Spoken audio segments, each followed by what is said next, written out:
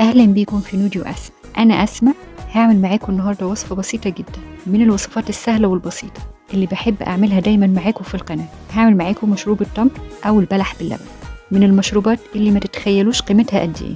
وعن تجربة، لو حد عنده أنيميا وانتظم ياخد كوب كل يوم من عصير البلح باللبن بجد هيدعيلي، وفي فترة زمنية وجيزة. الحقيقة التمر ليه فوائده وكمان اللبن، فلما بيجتمعوا مع بعض بيعملوا ميكس كده رهيب. وممكن نعمله سادة بلح أو لبن بس، أو ممكن نضيف له شوكولاتة، وساعتها بقى ممكن نسميه هوت شوكليت ساخن بالتمر، يعني زي عملية إغراء كده للأولاد. وممكن نعمله بالكاكاو، وممكن ننكهه بأي نكهات إحنا عايزينها حسب رغبتكم.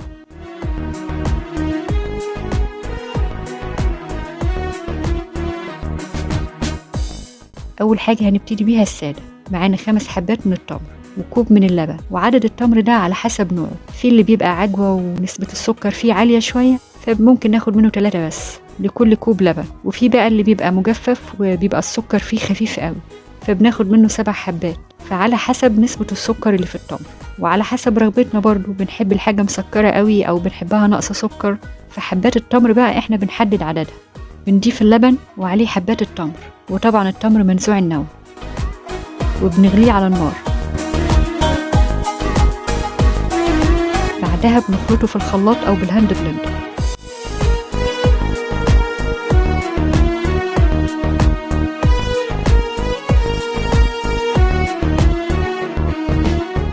وبيبقى جاهز للشرب.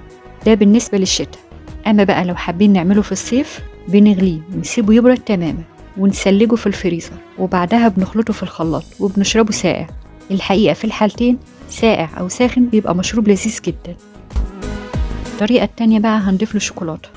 معانا 2 كوب من اللبن و10 حبات من التمر منزوع النوى و50 جرام من الشوكولاتة والمكسرات حسب الرغبة.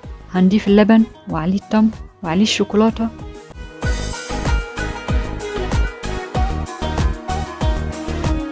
وهنسيبهم كلهم يغلوا كويس على النار.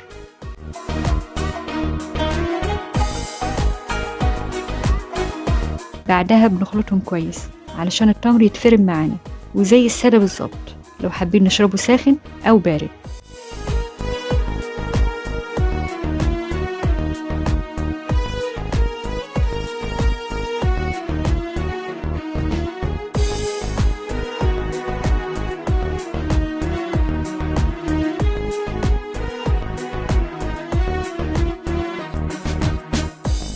ونضيف المكسرات أو أي إضافات إحنا عايزينها حسب رغبتنا. بجد من المشروبات اللذيذة جدا طعما وعالي جدا في قيمته الغذائية، فهو بمثابة كنز. بكده وصفتنا في قائمة البسيط والسهل خلصت، وبالفعل كانت سهلة وبسيطة. لو أول مرة تشوفونا فعلوا الجرس عشان يوصلكوا كل جديد، ولو عجبكم الفيديو ما تنسوش اللايك. واستنونا في وصفة جديدة مع نوديو أسماء. بالهنا.